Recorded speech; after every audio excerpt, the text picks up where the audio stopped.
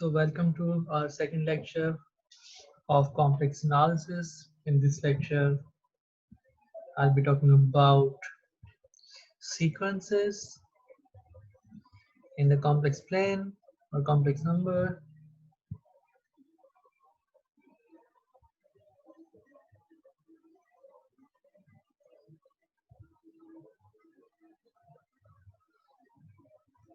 I'm assuming that you know about sequences in the real number system. So let me recall something.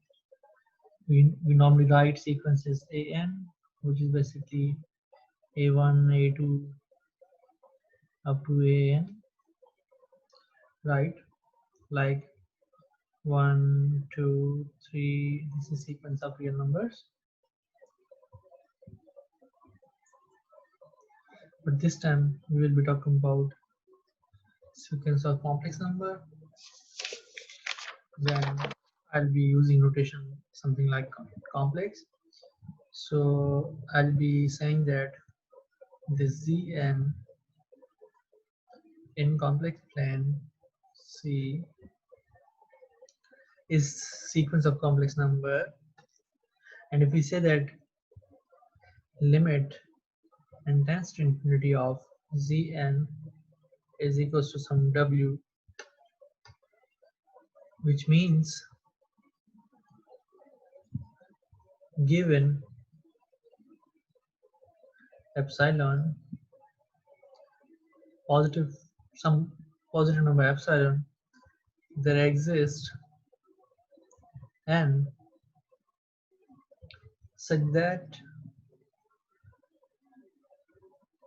the distance between this Zn and this limit point W is always less than epsilon for all n greater than or equals to this n. So this is nothing but definition of the limit, which normally says what? If you have some sequence, something like this, and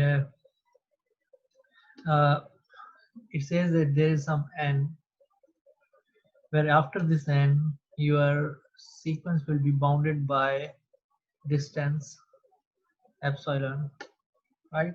So it's more likely convergence of sequence, right? The sequence after some index n, you will see that all the numbers will give you the answers or value of functions in that range or in this that bound, because we know that's what is sequence. Sequence is basically a function whose domain is natural number, but the range here is complex number, right? So this is what normally sequence is. Then we have the proper definition of convergence. This is basically sequence of limit, you can say. But what is the convergence? So suppose Zn is complex number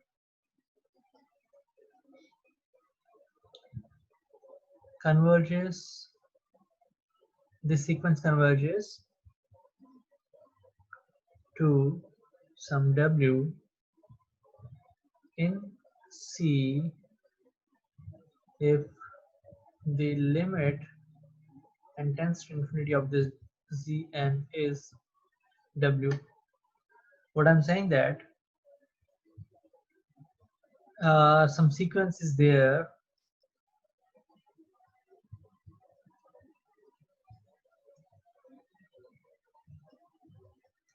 so you say that there is sequence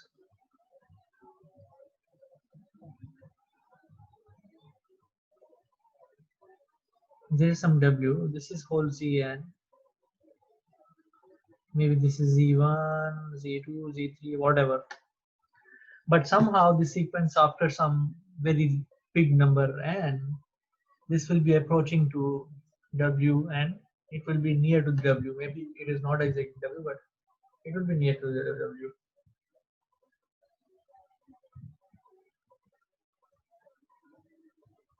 Then we will say that this W is the convergent point or limit point of this sequence. Worth to note the third thing. which is really important concept, Cauchy sequence. So if Cn is in C, we say is Cauchy. When we say Cauchy, so it means if given epsilon positive, very small epsilon, there exists n such that the Zm minus Zn is always less than epsilon for all m and n greater than or equals to n. So what is saying that the distance between 2 points in the complex plane of this sequence will be decreasing, and ultimately it will be bounded by some small epsilon. So these are really good definitions and important concepts about the sequence in complex number, because when you will be proving some theorems, especially maybe in topology, you will see that this sequential definition of complex number will be coming. So now there is a theorem for convergence of the sequence, or maybe sometime we call complex number are dense. So for to approach that theorem, to solve that theorem, first we'll solve a theorem called convergence in complex. So if Zn is in C is convergent or Cauchy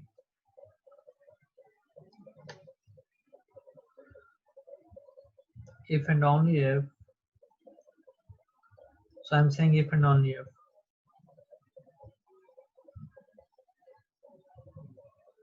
if and only if the sequence of real and imaginary parts are. So what I'm saying that if you want to check the sequence is convergent, you should check just the real part and image part. And if they both are converging, real part to real number, image part to some other real number, but yeah, then you say that this sequence is convergent sequence. Let's prove it.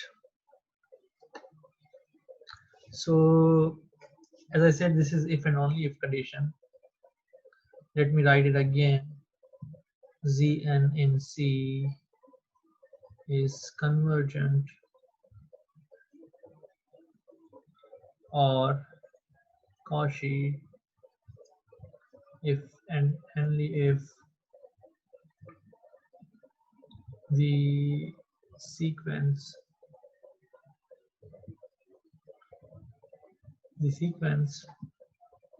of real and imaginary parts are.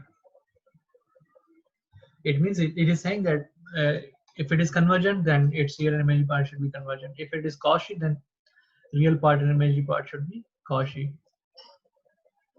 So let's first prove for convergent, then we'll prove for Cauchy.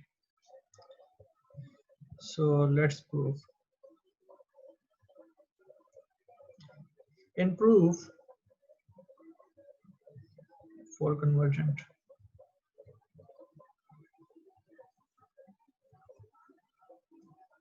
in proof I have two sides.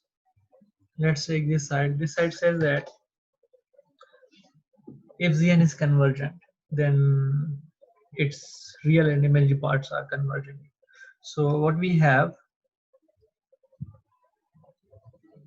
Zn as convergent. What we want to prove, Xn, Yn are convergent. First of all, we should know that what is the definition of convergent. When we say convergent, it means we say that there exists epsilon greater than 0 sorry, not there exists, but for all epsilon greater than 0, there exists some number n, that is a positive number n, such that even not positive, n could be anything. There exists n belongs to natural number such that the distance between xn minus the limit point maybe x is less than epsilon for all n greater than equals to zn. So this is the definition. So it means we need to find this guy, and because this is there exist, so this is how we can prove that okay, this x and y are convergent. So what always we do, we start with what we have. So what we have this Zn is convergent. Okay, if Zn is convergent, it means what? We have Z n minus Z less than epsilon.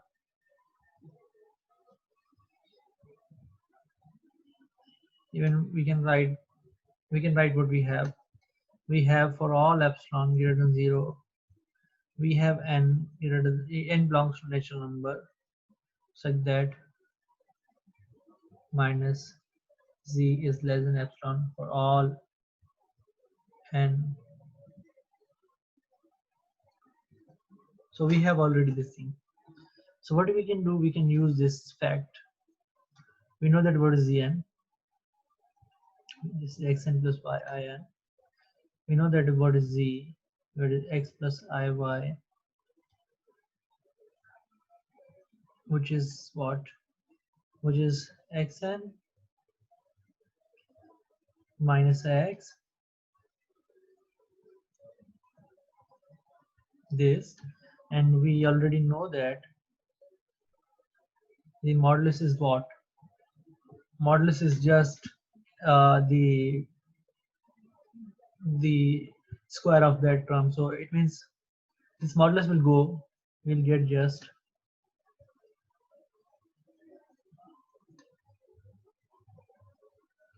or directly I can write that if this is less than equals to epsilon, it means the real part xn is less than epsilon, and yn minus y is less than epsilon for all n greater than equals to n. It means what? Ultimately, I'm saying that limit n tends to infinity of xn is equals to x and limit n tends to infinity of yn is equals to y, which means what? Real and imaginary parts are convergent, which we wanted to show. This is the one side. I think you have understood this. So what I showed, I said okay, I have given one thing, which is this.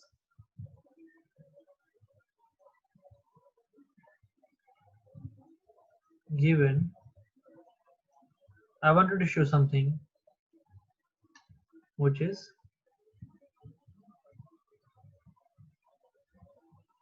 this.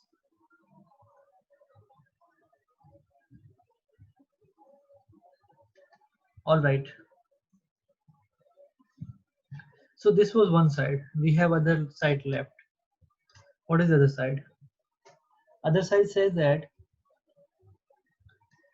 xn, yn are convergent, then Zn is convergent. So what is meant by that? It means there exist n1 belongs to n such that when you can write two things together, there exists n1 comma n2 such that the xn minus x is less than epsilon and yn minus y less than epsilon.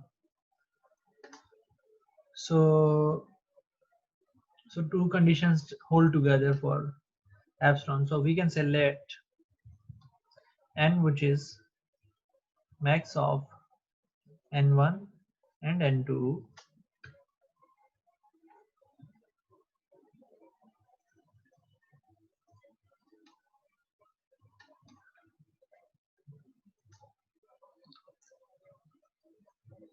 n2. So let me correct it. Let me little bit correct it. I think it's correct, but just I wanted to show that this is true when all the n are greater than n1. This is true when all the n greater than n2. But now I'm saying that I'm fixing some maximum days, right? Then such that what I should have zn minus w, which is what xn plus iyn minus x plus y iy, right? Which is what xn minus x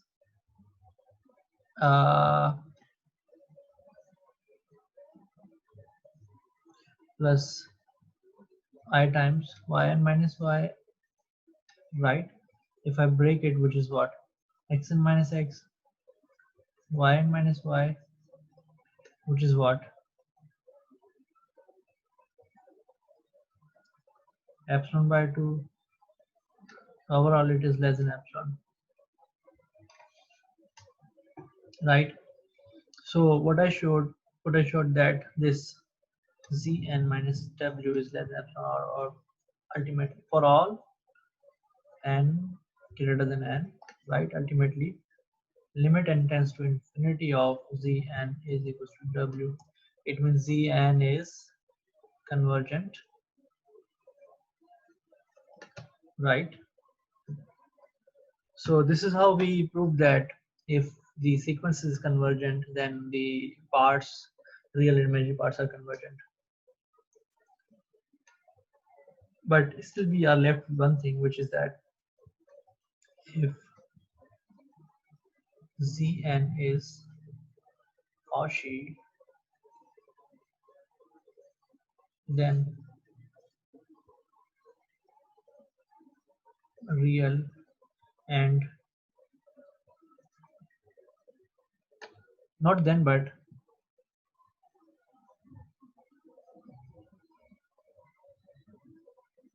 if Zn is Cauchy, or even not if Z1, Zn is Cauchy if and only if real and imaginary parts are. So it is if and only if. It means if Zn is Cauchy, then real and imaginary part are Cauchy. Imagine real part are Cauchy, then Zn is Cauchy. Let's prove, but before proving, you should know that what is the definition of Cauchy. So Zn is Cauchy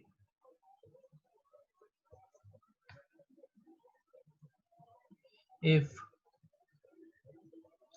for all epsilon greater than 0 there exists n belongs to natural number such that the difference of Zm and Zn for all m and greater than equals to n. This is the definition of Cauchy. So geometrically it means that if there is some sequence, then it is says that as you move larger after some n, the difference between 2 points will be getting closer. So it means that the terms of sequence will be getting closer this way. Okay, so again we have two sides to prove. The one side is that you have given what you have given for all epsilon greater than 0 there exist, and such that if you write Zn minus Cm, you'll get less than epsilon. Okay, so if you have given this guy, you can easily see that you can break this xn plus I yn. First is m, then write first is m minus xn plus I yn, and you can easily break this down xn minus xm yn minus ym. By triangle inequality we have this guy xn minus yn minus, which is nothing but it is showing that x minus xn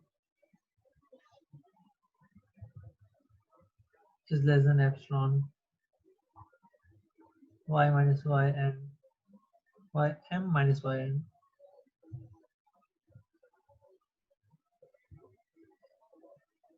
For all, right? So what is it mean by this? This means that real and imaginary parts are what? Cauchy, which we wanted to show one side means if Zn is Cauchy, then real imaginary part are Cauchy. But we have another side left which says that if for all epsilon greater than 0 there exists n1 belongs to n such that xn minus xm epsilon for m greater than n1 for n epsilon greater than 0 there exists n2 belongs to natural number such that yn minus, make it epsilon by 2, yn minus ym less than epsilon by 2 for all nm greater than n2. Let n is some max of n1 and n2, same trick which we are used in convergent. So then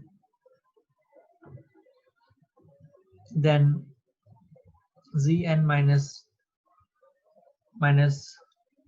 not w, but this time we are using Cauchy, then z minus zm, which is what? xn Iyn xm Iym less than equals to xn minus xm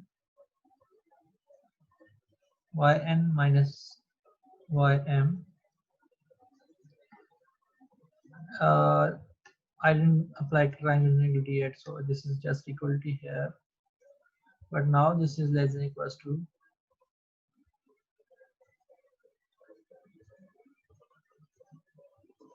which is what? Epsilon by 2 plus epsilon by 2, and we know that this is less than sign, so this is what? Epsilon for all greater than or equals to Zn, which means Zn is Cauchy. So we have showed that if Zn is Cauchy if and only if the real and imaginary part is Cauchy. Thank you.